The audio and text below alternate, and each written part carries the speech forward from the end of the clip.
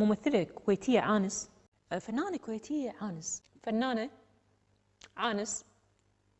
في وحدة أطلقت علي الكويتية العانس.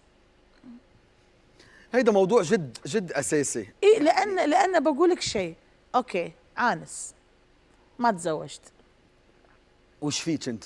أوكي هذه مطلقة تطلقت، أوكي يعني هل هذا يعني ما شاء الله مسوينا بيج ديل مثلا؟ اوكي Is it a big deal انك ما ادري يعني اوكي عانس، اتشرف اني اكون عانس. ولكن مين هيدي اللي اطلقت عليك لقب عانس؟ واحدة صحفية؟ لا مريضة شوي.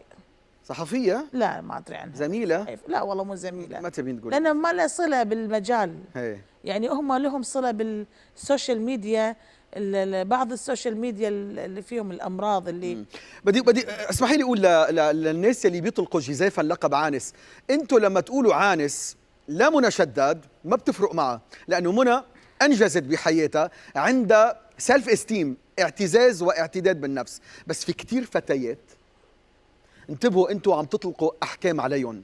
لما بتقول لبنت لم تنجز بحياتها ما نجحت مثل منى بتقول عنها هانس، هيدي الكلمه بتجرح.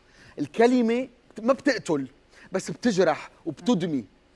فرفقا بالناس، مشاعر الناس، بمشاعرهم، فكروا بالكلمه مره واثنين وثلاثه قبل ما تقولوها، لانه تتوقع كلمه شنو بتجرح. انجز؟ تتوقع شنو من اهم الاشياء اللي انا اعتز فيها وانجزتها؟ لا منى، انت بالعالم العربي لما تدخلي شهرتك جواز سفرك. انا شايفك بمهرجانات، بعرف كيف بيتعاطوا معك صحافي واعلام وزميلات وزملاء، اسم نجم. تدري شنو الاهم شيء بحياتي؟ شنو؟ ان لما اعطي جزء من جسمي حق امي، هذا احلى انجاز بالنسبه لي. امي يعني امي لما تكون قدامي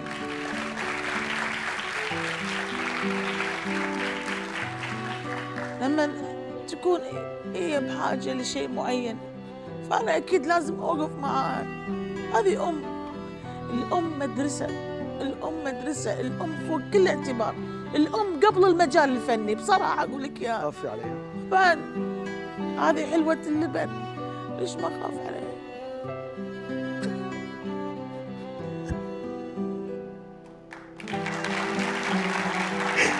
الله يطول بعمرها يا رب. فلما واحد يتحكى ويلطلط بالحكي ويهذر باشياء ما لها معنى، ناس تي تلقي يعني تقط مصايبها على الناس. ليش؟ على شنو؟